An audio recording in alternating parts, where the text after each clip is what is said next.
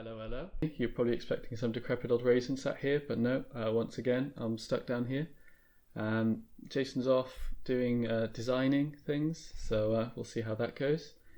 Today you've got me, and I'm going to be taking apart the Sony MDR XB1000, lovely name as standard from Sony. I'm going to be popping in a detachable socket, and we'll see how it goes.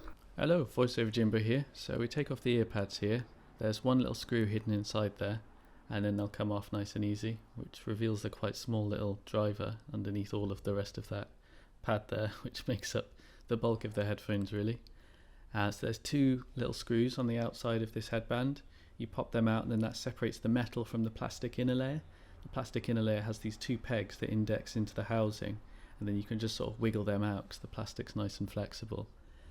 On the outside here we've got three screws that pop this housing off to reveal the really enormous driver, 75mm, which is pretty huge as drivers go.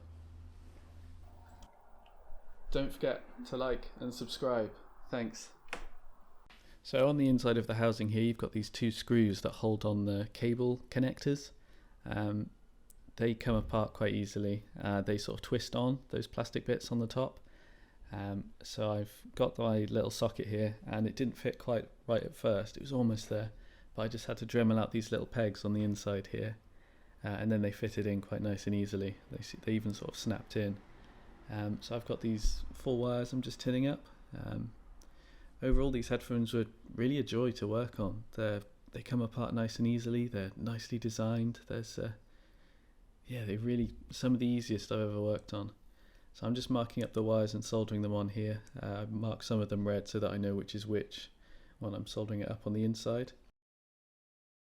I'm just popping a bit of heat shrink on there so that they don't sort of short on the outside, just to be safe.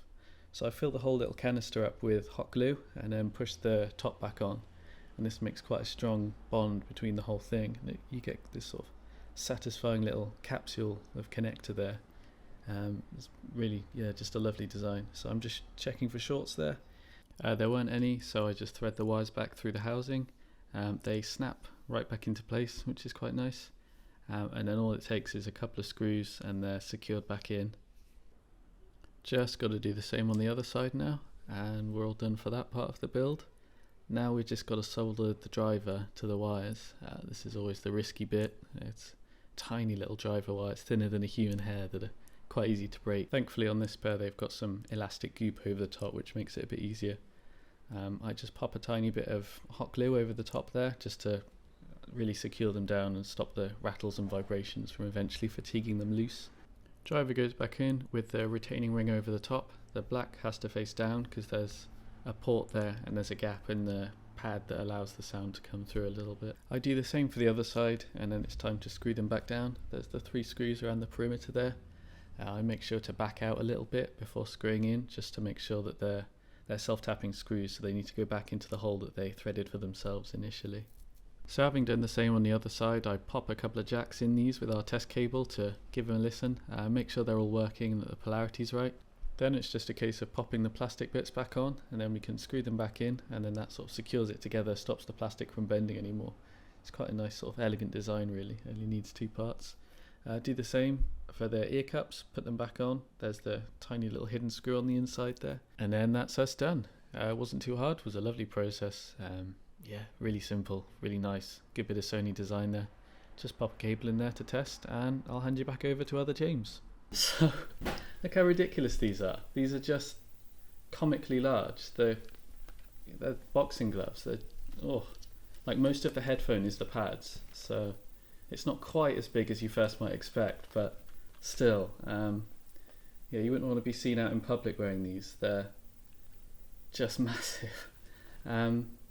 But they're supposed to deliver the stinkiest bass around, so looking forward to that. So while I'm all done, figured may as well take a measurement of them. Got them here, so why not? See how they sound.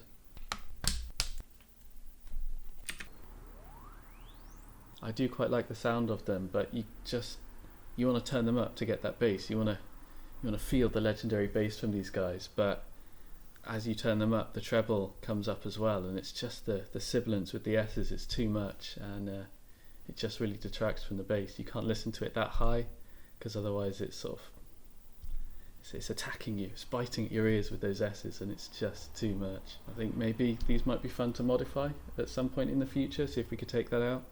But as they are, they're not for me, but I'm sure many others would love them. Thanks so much for watching. Don't forget to like and subscribe. Come check out our new behind the scenes Instagram. It's stuff we're working on in the workshop, and all sorts of other little things that we find interesting, things that we do.